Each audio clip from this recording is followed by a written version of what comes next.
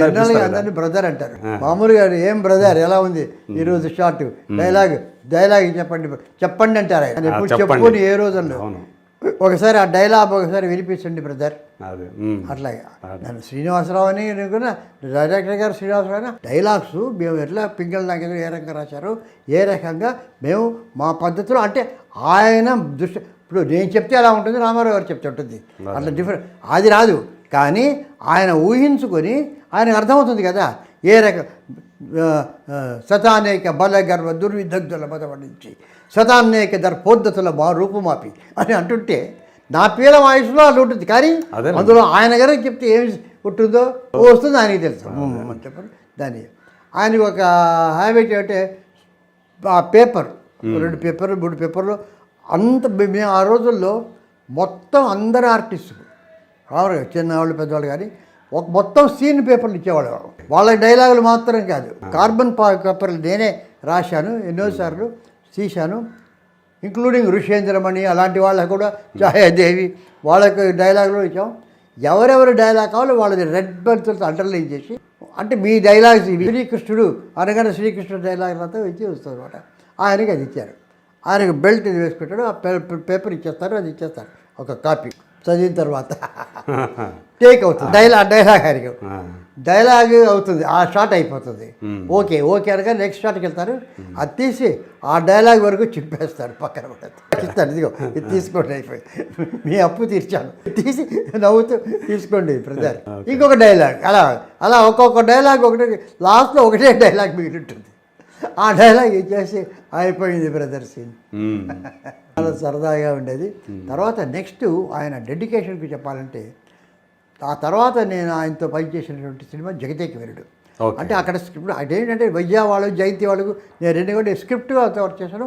అక్కడ ఉండేవాళ్ళని టైటిల్స్ అది ఒక వాళ్ళ సిస్టమ్, అక్కడ ఉండేవాళ్ళు ఇక్కడ ఉండేవాళ్ళు ఇక్కడ టైటిల్స్ అటువంటివి వస్తాయి. జగదేక వీరుడు స్క్రిప్ట్ అయితే నేను వర్క్ చేశాను. సో అక్కడ ఆయన నిలబడి ఉంటే ఆయనకు మార్కస్ బార్ట్లే గారు ఆయనకు సావిత్రి గారికి ఏమిటంటే ఒక పెక్యులియర్ నోస్ ఉంది కదా, నోస్ షాడో ఒకటి పడుతుంది, ఒకటి లైట్ వేస్తే ఒక ఫిల్లరు బ్యాక్ లైట్ ఇది కీ లైట్ పెడితే అది అద్భుతం. ఆ అందానికి అదానికి సరిపోయింది. నోస్ ఇది వెళ్తుంది. ఆయనకు మామూలుగా ఎవరో ఒక ఆర్టిస్ట్ పెట్టి అది మార్కస్ బార్ట్ చేసి రామారావు గారు వచ్చిన తర్వాత ఫ్రేమ్లో ఎవరినో నిలబెడతారు, లైట్ బాయ్లో అసిస్టెంట్ డైరెక్టర్ ఎవరిని పెడతారు, లైట్ అప్ చేస్తారు. ఆయన వచ్చిన తర్వాత ఆ కరెక్ట్ షాడో అని వారితో అంటే ఒకరోజు కేవీ రెడ్డి గారు ఊరికెళ్ళి రామారావు గారితో చెప్పారు, మామూలుగా పెడతారు కానీ అక్కడ మీరు కనుక ఉండి అట్లా ఉండి చేస్తే ఆ డాష్ షాడో కరెక్ట్గా లైట్ అప్ చేయడానికి దాందేంది అక్కడే ఉంటానని 45 మినిట్స్ లైటింగ్ వెళ్ళి అక్కడే నిలబడ్డాడు ఆయన. త్రూఅవుట్ అక్కడే నిలబడి మార్కస్ బట్ల ఇక్కడ పెడతాడు, లైట్ పెడతాడు. ఆయన ఏదో ఓహో సక్కి ఓహో చెలి ఆ సాంగ్ అనమాట. దీంట్లో మీకు వాళ్ళేదో ఆయన సపరేట్ ఆ నోస్ షాడో ఎక్కడ నుంచి రాజు అక్కడ బట్టి కొద్దిగా చెప్పేసి అలా చూసి ఇలా చేసి అది 45 మినిట్స్ వెళ్ళలే. అక్కడే టీ ఏదైనా వస్తే అక్కడే జ్యూస్ తాగేది, అక్కడే చెప్పేసి అదే స్ట్రాతో తాగేది, అంతా అక్కడే నిలబడిన చోట నుంచి వెళ్ళేది. ఆ పని అంటే డెడికేషన్, అది చేయాలంటే. ఎందుకంటే ఆయన ఒకరోజు చాలా ఆ తర్వాత ఆ షాట్ అయిన తర్వాత మార్కెట్లో థ్యాంక్ యూ మిస్టర్ రామారావు గారు, థ్యాంక్ యూ కాదు థ్యాంక్ యూ ఎందుకంటే ఆయన చెప్పేది చెప్పారు ఏంటంటే ఆయన ఒక మాట అన్నారు. సామాన్య ఈరోజు ఉండే వాళ్ళకు తెలుసుకోవాల్సిన విషయం, నటీనటులు తెలుసుకోవాల్సిన విషయం ఏంటంటే ఏదో ఇస్తారు, ఆ టైంకి వస్తారు, డైలాగులు చూస్తారు, వాళ్ళకి ఇచ్చారు కదా డైలాగ్ ఇచ్చారు కదా చెప్పేస్తారు, వెళ్ళిపోతారు, డబ్బింగ్లో చూసుకుందామని అంటారు. సరిగా రాకపోతే ఆ ఉచ్చారణ అలా ఇది లేదు.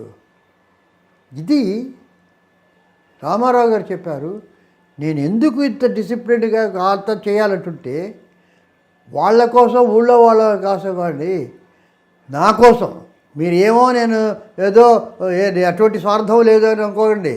నేను చాలా స్వార్థపరుడిని. ఏంటంటే నా పర్ఫార్మెన్స్ బ్రహ్మాండంగా ఉండాలి. జనం చూసేది నన్ను, కెమెరామెన్ కాదు, డైరెక్టర్ కాదు, అసిస్టెంట్స్ కాదు, చుట్టూ ఎవరు చూస్తారు, నన్ను చూస్తారు అక్కడ. అందుకని అదే బాగుండాలంటే నేను అలాగనకి చెప్పిపోతే కాదు, నేను బాగా సాధన చేయాలి.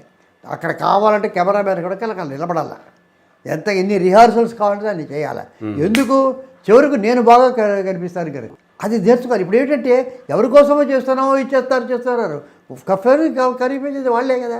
సో ఇదేమైనా అయితే మనకి ఎంతసేపటికి స్టార్ వాల్యూ, మనకి ఇమేజ్ ఉందా, అది ఉందా, మనకు ఆ ఫైట్లో మనకు వస్తుందని చూసుకుంటున్నారే కానీ ఇట్ ఈస్ నాట్ ఒక డెడికేషన్లో ఆ పర్ఫార్మెన్స్ అన్నప్పుడు చేస్తున్నారు కొందరు బ్రహ్మాండంగా చేస్తున్నారు. ఇప్పుడు రియలైజ్ అయ్యారు మనం గనక బాగా చేస్తే మనకు ఒక రికగ్నిషన్ ఉంటుంది, హిట్ అవుతుందని ఎప్పుడెప్పుడు వస్తున్నారు, కష్టపడుతున్నారు, చేస్తున్నారు.